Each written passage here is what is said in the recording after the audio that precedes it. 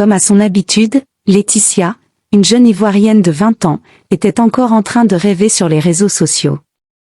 En fantasmant sur la vie de luxe de ses influenceuses préférées. En se disant qu'un jour elle aussi pourra voyager en jet privé, qu'elle pourra s'offrir des voitures de luxe hors de prix, telles que des Rolls-Royce, et vivre dans une luxueuse villa.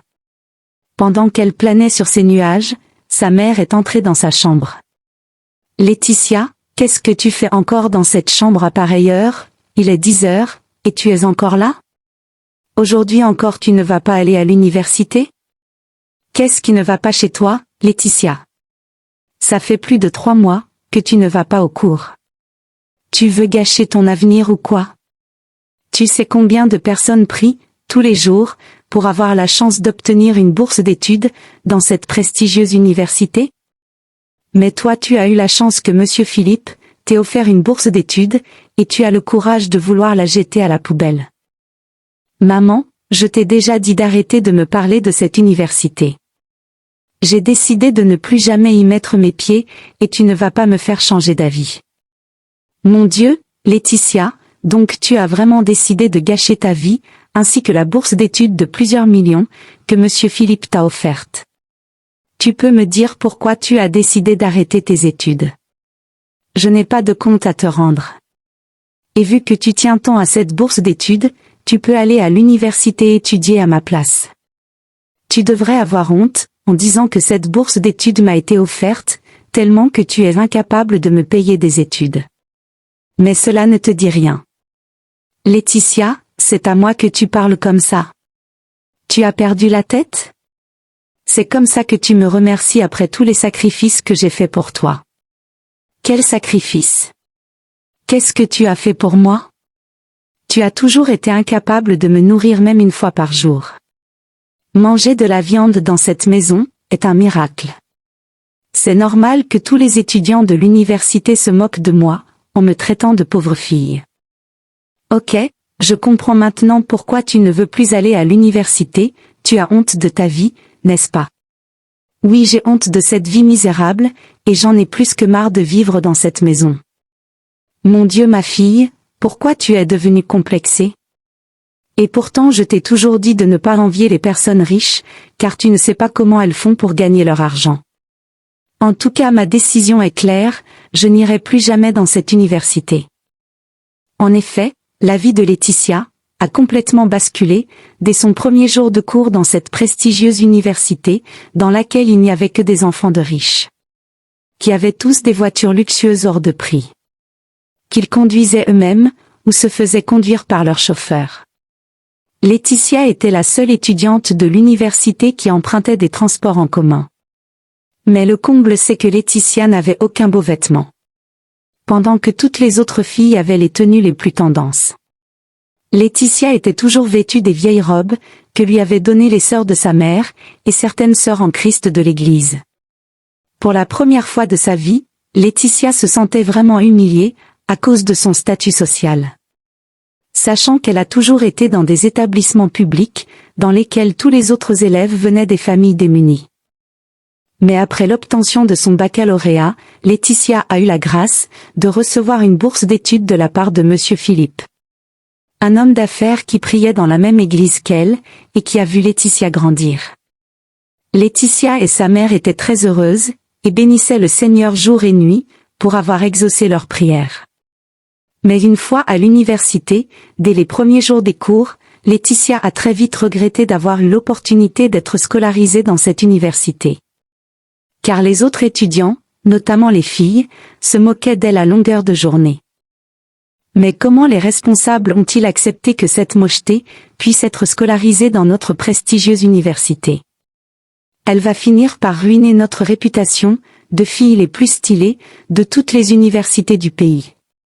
Avec ces chiffons qu'elle porte tous les jours, et qu'elle ose appeler robes. Elle est sûrement la femme de ménage d'un couple de riches, qui a eu pitié d'elle, et a décidé de lui payer les cours dans notre prestigieuse université. Vraiment les gens ne savent plus rester à leur place, dans cette Côte d'Ivoire. Sinon celle-là sait très bien que c'est pas son niveau ici. Nous ne sommes pas ses camarades. Laetitia a vraiment vécu un calvaire, durant les premiers mois de cours. Puis à un moment donné, elle en a vraiment eu marre de se faire humilier. Alors elle a décidé de prendre son destin en main. En faisant croire à tous les autres étudiants qu'elle aussi était riche. Mais qu'elle portait des vêtements moches au début de l'année, car elle est une fille très modeste. Alors presque tous les jours après les cours, Laetitia traînait dans les quartiers assez chics de la ville, à la recherche d'un homme qui pouvait lui donner un peu d'argent, en échange de ses précieux services, bien sûr. Après avoir pris un pot, dans un bar. C'est ainsi que tous les jours Laetitia se retrouvait dans les chambres d'hôtel, lorsqu'elle trouvait un bon client qui avait assez de moyens. Et lorsqu'elle ne trouvait pas des clients qui avaient assez d'argent. Laetitia sortait même avec des hommes qui n'avaient pas assez de moyens, dans des chambres de motel bon marché, des quartiers précaires. L'essentiel pour Laetitia était que son client lui donne un peu d'argent. Une fois qu'elle avait reçu sa paye, Laetitia se pressait au marché, pour acheter des vêtements, des sacs, et des chaussures, très classe. Qui donnaient l'impression d'être des vêtements, et des chaussures originales. Et pourtant c'était juste des imitations de grandes marques, que Laetitia savait trouver dans le marché, à des prix très abordables. C'est ainsi que grâce à ces vêtements, chaussures, et sacs tendance, qui donnaient l'impression d'être hors de prix. Laetitia a imposé le respect, et l'admiration de tous les autres étudiants. Surtout des filles, qui voulaient désormais être amies à elle, tellement qu'elle rayonnait. Notre bestie Laetitia, tu es vraiment au top. Tous les vêtements que tu portes ces derniers temps, sont vraiment très classe. Mais pourquoi au début de l'année scolaire, tu portais des torchons? Et pourtant tu as tous ces magnifiques vêtements dans ta garde-robe. Merci les filles, en fait je m'habillais simplement au début de l'année, car je suis très modeste à la base, et malgré tout l'argent que mes parents ont, ils m'ont appris à être humble. Laetitia avait à présent assez d'argent, pour inviter ses copines au restaurant. Et pas dans n'importe quel restaurant. Dans des luxueux restaurants gastronomiques hors de prix. Dans lesquels un plat coûtait 2 fois le salaire mensuel de sa mère, qui était une femme de ménage. Laetitia dépensait autant d'argent, juste pour faire croire aux autres étudiants, qu'elle était vraiment une fille de riche. Car entre enfants de riches, c'était normal de payer la facture pour tous les membres du groupe. Quelle que soit la sortie qu'elle faisait. Du shopping, dans des boutiques de luxe, ou une virée nocturne, en boîte de nuit, où elle faisait couler le champagne jusqu'au petit matin. Chaque jour, l'une des filles devait payer l'addition pour tout le groupe, et c'était une routine. Alors arrivée au tour de Laetitia, elle ne pouvait oser dire qu'elle n'a pas assez d'argent pour régler de telles factures. Elle n'avait pas le choix que d'assumer. Alors elle travaillait très dur dans les chambres d'hôtel et de motel. Pour avoir assez d'argent tous les jours, pour pouvoir mener sa vie de luxe devant ses amis. Plusieurs mois sont passés, et tout allait bien pour Laetitia. Son mensonge se déroulait à merveille. Mais très vite, ses copines ont commencé à remarquer que plusieurs choses clochaient dans la prétendue vie de riche de Laetitia. Notamment le fait que Laetitia n'avait pas de voiture. Et ne se faisait jamais déposer, ni récupérer par un chauffeur particulier. Et à chaque fois qu'elle faisait des sorties avec les filles, elle était la dernière à rester sur les lieux, et faisait croire à ses copines que son chauffeur était tout le temps en retard. Et pourtant elle attendait d'être seule pour prendre un taxi. Pendant que toutes les autres filles conduisaient leur voiture de luxe. Mais tout a vraiment basculé, lorsqu'un soir, Alicia, la plus riche du groupe, dont le père était un multimilliardaire qui avait fait fortune dans l'immobilier, répondait à ses messages Instagram. Et subitement, est tombée sur des messages que les 2 copines du quartier précaire de Laetitia avaient écrits, sous une photo dans laquelle Laetitia était dans un luxueux restaurant, avec ses copines riches. Dans lesquelles elle disait, « Laetitia, tu vis vraiment une vie de luxe, avec tes copines de l'université. Elles te font découvrir les plus beaux et luxueux endroits de la ville. Ça doit être un enfer pour toi, à chaque fois que tu reviens dans notre quartier pourri. » Suivi des émojis morts de rire. Alicia était sous le choc, en voyant ces messages. Elle était vraiment dégoûtée, et surtout très en colère. Quoi, donc Laetitia vit dans un quartier pourri? Ce sont ces 2 copines qui ont commenté ma photo. Je rêve ou quoi? Mais pas du tout. Donc cette pauvre fille de Laetitia nous fait croire qu'elle est riche, et pourtant elle vit dans un quartier misérable. J'ai toujours su que cette fameuse Laetitia était une pauvre fille. Elle a organisé toute une mise en scène pour intégrer notre groupe de filles riches, et profiter de notre argent et de notre statut. Je vais la faire regretter d'avoir mis les pieds dans notre prestigieuse université. Puis Alicia a immédiatement annoncé la nouvelle aux autres étudiants, dans le groupe WhatsApp de l'université. Puis tous les étudiants ont commenté en rigolant, depuis leur maison. Laetitia, quant à elle, n'a pas vu le message, car elle dormait.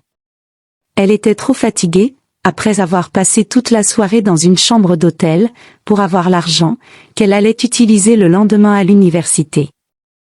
Lorsque Laetitia est arrivée à l'université le lendemain matin, dès son entrée au portail, tous les étudiants se moquaient d'elle. Tous la regardaient en rigolant, et d'autres avec mépris. Laetitia ne comprenait pas ce qui se passait. Elle se posait la question de savoir ce qui n'allait pas. Mon Dieu, pourquoi ils se moquent de moi? Qu'est-ce que j'ai sur le corps, que je ne vois pas? C'est quoi ça? Puis Laetitia s'est pressée de se diriger vers ses copines, qui la regardaient avec tout le mépris du monde. Bonjour les filles. Aucune des filles n'a répondu au bonjour de Laetitia, malgré qu'elle a insisté. Mais les filles, pourquoi vous ne répondez pas? Qu'est-ce qui se passe? Alicia, Esther et Noémie, pourquoi vous ne me répondez pas? N'ose plus jamais prononcer nos prénoms, dans ta bouche de pauvre. On sait à présent qui tu es vraiment. Pauvre fille, retourne dans ton quartier pourri. Depuis tout ce temps tu joues bien ton jeu, en nous faisant croire que tu es une fille de riche, comme nous. Mais Dieu merci que tes deux copines pauvres ont commenté mes posts Instagram, et leurs messages nous ont fait savoir ta véritable vie. Pour avoir plus de preuves, ce matin nous sommes allés discrètement dans ton quartier pourri. Et nous t'avons filmé, en train de sortir de ta cabane pourrie, que tu appelles maison. Tu es vraiment misérable. Mon Dieu, on peut être pauvre au point de renier sa propre vie? Laetitia, tu es vraiment pathétique. On imagine bien comment tu fais pour avoir le peu d'argent que tu as. C'est clair qu'elle sort avec les pères des gens, pour avoir de l'argent. Car ses parents pauvres ne peuvent en aucun cas avoir autant d'argent. Laetitia, tu es vraiment malchanceuse, pour que la pauvreté décide de s'acharner sur toi à ce point. Laetitia pleurait toutes les larmes de son corps, tellement qu'elle était humiliée. Elle avait tellement honte, au point où elle aurait voulu avoir des pouvoirs magiques, pour disparaître, et réapparaître directement dans sa chambre, dans son quartier pourri. Maintenant écoute très bien. Casse-toi d'ici, et ne remets plus jamais les pieds dans notre prestigieuse université. Sinon on va te faire vivre un véritable calvaire.